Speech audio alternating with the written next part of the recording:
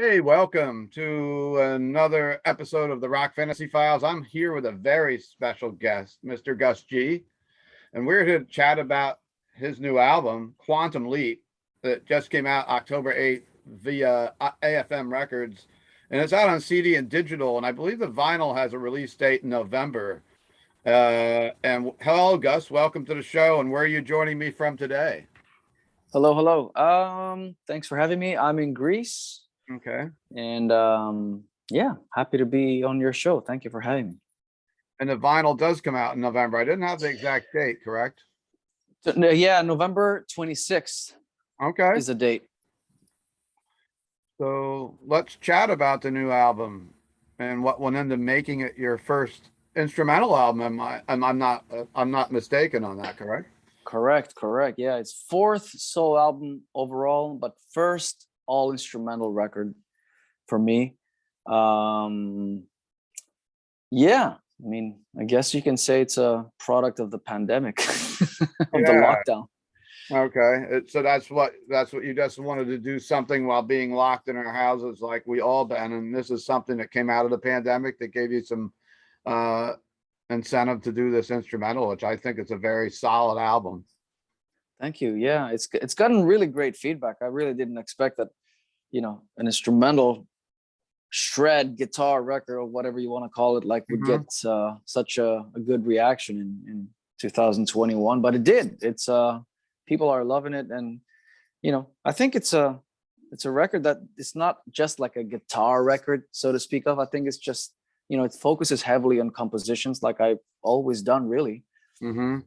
Could have been just like any other record that I've done in my career. The main difference is that there's no vocals and the guitar became the voice, so to speak. So I still focused on writing good songs, solid uh, stuff that has catchy hook lines and things like that, and big melodies, kind of like stuff that I've always sort of done, really. Yes.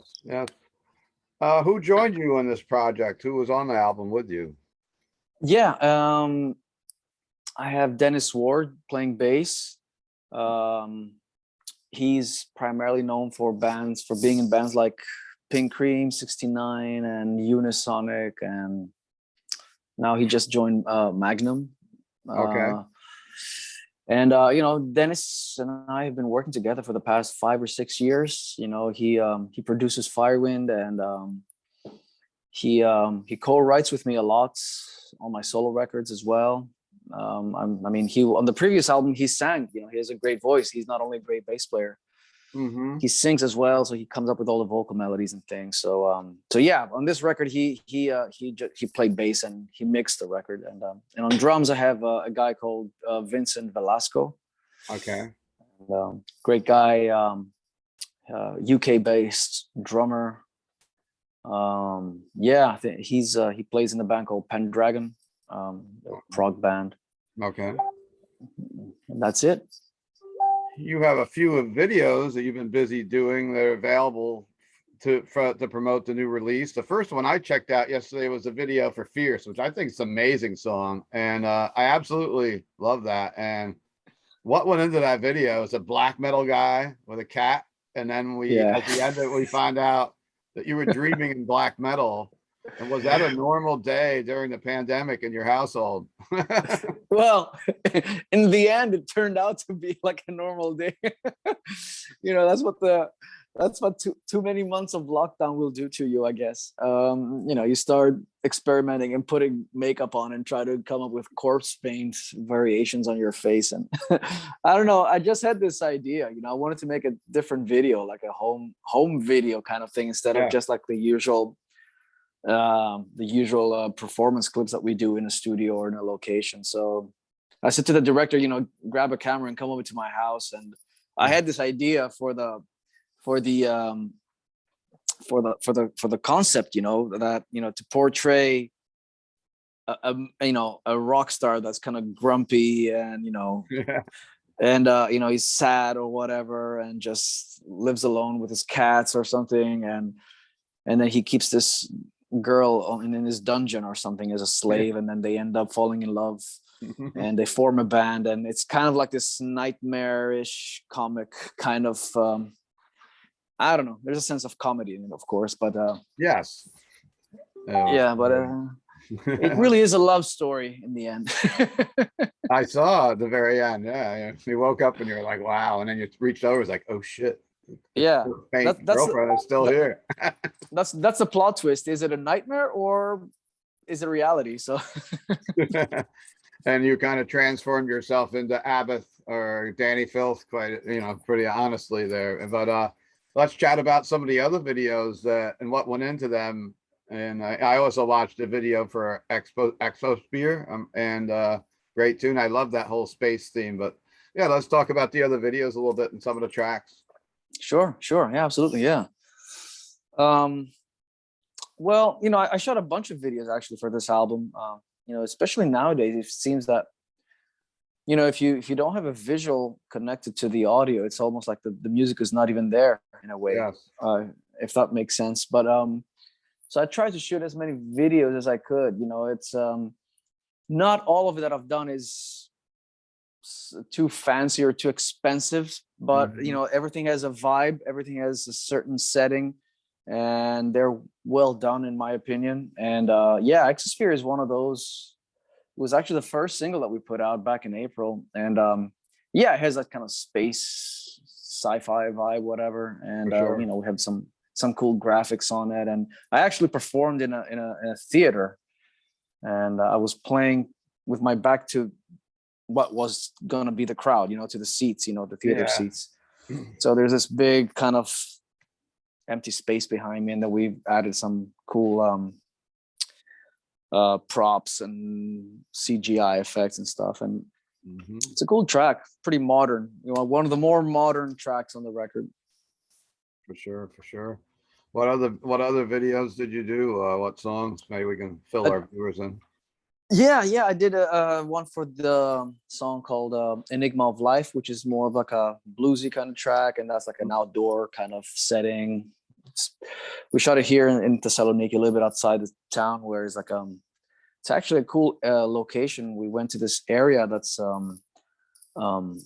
what do you call it, like a wildlife protected area, because they have flamingos like there. a national park or something. Yeah, they have flamingos there actually. And I mean, of course, we didn't bother the animals. We just, we're kind of like in distance, but it's kind of cool, you can see the city behind me and the ocean and the flamingos flying. And I don't know, it was kind of cool. Yes. And, we have some nice drone shots and stuff. And I've also done a few more, we're going to be releasing a couple of more videos as we go along. Yeah. I know you did the Force Majeure was actually a single that you released in 2018, and Vinnie Moore actually joined you on that song and the video. That video was done a while back, but it is included on the Quantum Leap record, right? Yeah, that was like an older single that I put out right after the Fearless record that I did in 2018, and I was gonna go and tour in the States with Vinnie, and I had this idea to drop a song just to kind of like coincide with the tour, and I asked Vinnie, hey man, would you play lead? It would be a huge honor, and he's one of my favorite guitar players, and he did, and that song did really well, on digital platforms, and every time I played live, people love it. So my idea was to include it on an album track list, because it was just it's a single, but it doesn't belong in a final album track list. So I thought, why not add it here and close the album? Yeah, it makes sense. Yeah, since it's an all instrumental record. So have you been able to play any gigs since this crazy world we're living in recently? Have you got to play anything in your country or in Europe or? Not in Greece. I did one festival last month. That was my first gig in like 19 months. Wow. I went to France for this guitar festival, and it was really cool, really great to play on stage again. It was a jam thing with John Norum was there from Europe. We jammed, and and who else? Dino Jalusic, he's a great singer, up and coming guy. He's in Whitesnake now, and and Ronnie Romero, who is with Michael Schenker, and he played with Rainbow before. So the four of us were there as a festival kind of like all-star lineup, and we just jammed and did a bunch of covers and just had fun, man. And it was nice to do it after a year and a half, but it's kind of weird because I felt really rusty, being on stage and playing again. Yeah. And then it's like, well, when is the next gig? So like I hope it's not like in another year from now. So. What are things like over there in your country currently? Are things seem to get better? I mean, here in the States, it's kind of normal, but people are still getting sick. And a good friend of mine, Fran Stuber, who worked from our area, who worked with Kiss, just passed away. And at first they said it was COVID, and I'm not really sure what was going on, but it's a scary time. So, it is, yeah. It is, and it's pretty similar here. It's supposed to be kind of normal, but there's not many shows happening really. I think they've just started kind of like to announce that only the last week they said that, okay, they're gonna allow indoor events now from now on. But we'll have to see. I'm still very skeptical about it because at the end of the day, I don't want to, commit to booking shows and then end up canceling. There's a lot of logistics involved, and traveling and bringing people over or flying all together somewhere else and starting up something. And it's just weird times, you have to, of course. You have to see. We'll. I think when we go back out, we will probably start either regionally or keep it in Europe. And I mean, right now we're not even thinking of overseas touring. We have to see how it goes. Yeah, over here, like there's some tours out on the road. I mean, the sporting events are back inside, so it seems like it's getting some normalcy. But let's talk about. I'm a huge Firewind fan, so I know we're promoting the new album, but I'd love to talk about Firewind a little bit. Absolutely, man. I used to go see your tour stops, like every tour in New York City. And so let's chat a little bit. How are things in the Firewind camp? I know you put an album out in 2020, and what was that entitled? Yeah, that was like the self-titled record. Self-titled, that's right. Yeah, that's what I meant to say. Nah. Yeah, that was a self-titled record we put out, and yeah, we were unfortunately victims of the early pandemic stages, like everybody else last year. And we had a bunch of nice tours and festivals lined up, and everything fell apart. I mean, the record did well, all things considered. People really liked it. The feedback was strong. It was just a shame that we couldn't really go out there and play this new material live. But we have plans to play next year. What's the current lineup in Firewind right now? Well, it's the same as the last record. We have Herbie Langens on vocals, and Johan still on drums, and Petros on bass. The guys have been there since forever. So yeah, and now we're a 4-piece band. Since we decided to continue without keyboards, or not without keyboard, but without keyboard player. But we will still have keyboards on a track when we play live. But yeah. Excellent.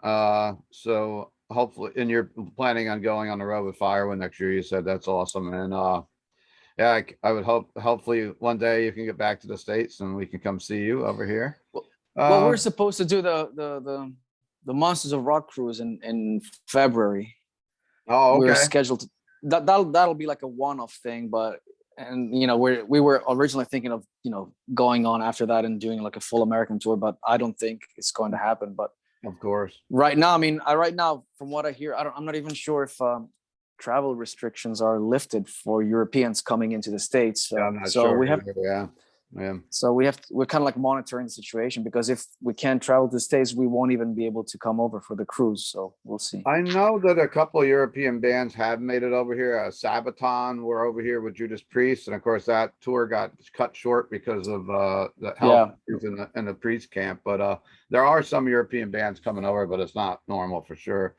I guess a lot of folks here in North America may be familiar with you for being the guitarist for Ozzy Osbourne for a period of time. What was it like being with Ozzy? Were there any fun experiences? What can you say about being a member of the Ozzy Osbourne camp?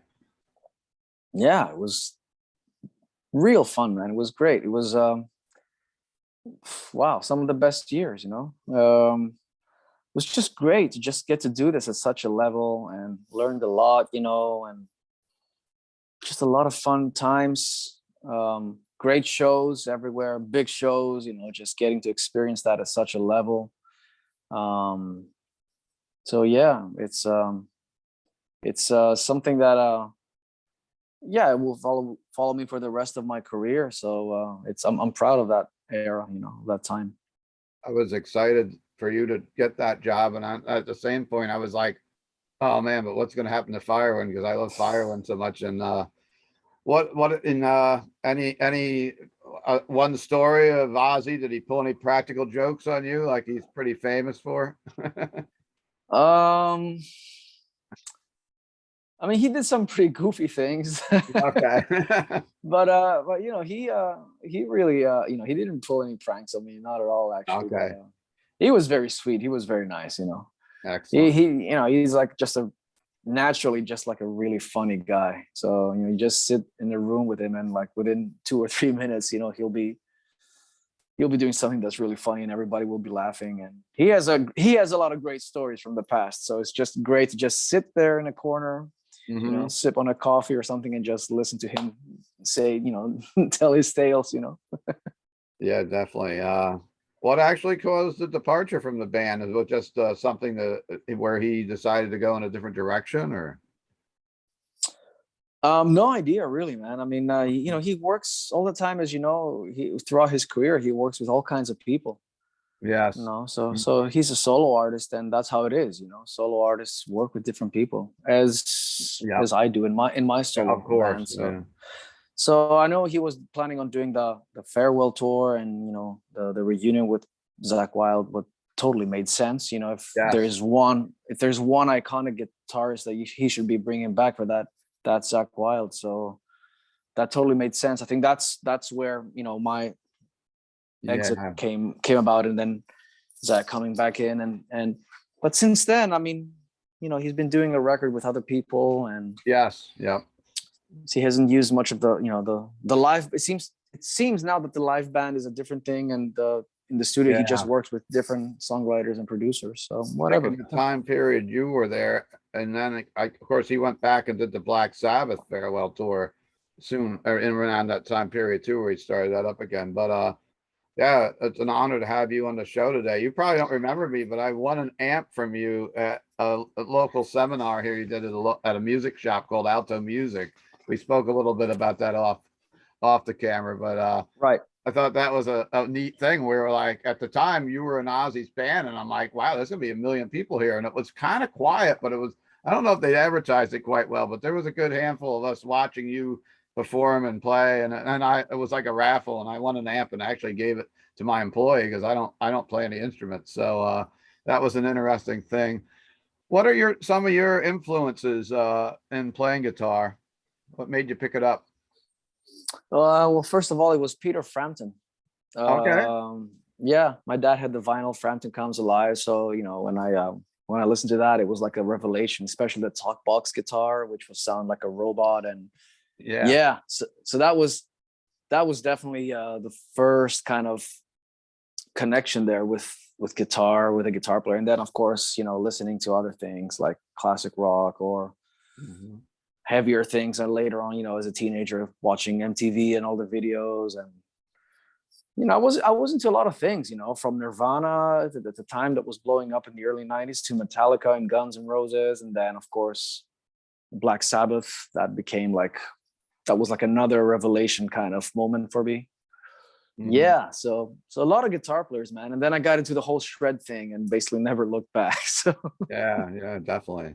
I don't really listen to a lot of instrumental records, but I was told that, and I got the offer to interview you, and I listened to this, and I haven't really listened to too much of that over the years, but I remember as a teenager listening to Jeff Beck, and that kind of brought me to that, like Blow by Blow, and I can feel yeah, a little bit in a couple of the songs for that style a little bit, and I really loved that record as a kid. I love Jeff Beck, man. Yeah, that's a great record too. And yeah, I mean, there's you know, Mhm. there's There's a several classic guitar records that mhm. like it's you to think about it, maybe that was also a little bit intimidating for me to attempt something like this, a project like this, because what more can you do than, you know, what these guys have already done and offered to the guitar? But at the end of the day, it doesn't matter. It's not a competition. You just, Sure. you know, you play music, you create music, and, you know, if this is the, you know, you put out the songs there, and hopefully it connects with an audience. Great. And I see you have your army of axes on the wall behind us. It looks very cool. And Thanks. any last words for your fans for this episode, and anything you'd like to put across? Yeah, man. Well, thanks for having me. To whoever's been watching this, thanks for checking it out, and hopefully you can check out Quantum Leap, or you know, hopefully when the time comes, we'll see you at a venue or city near you, hopefully sooner than later.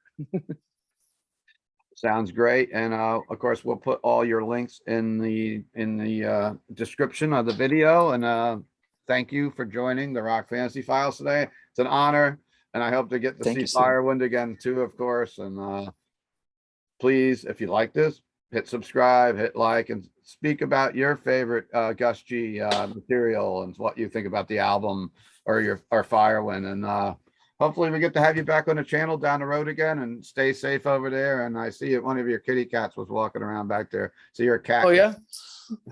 You went that way a little bit ago. But the cats made the video for the black metal. Always. So yeah, they did. So what's your favorite? Do you like black metal? Or was it just a gimmick? Do you have a favorite?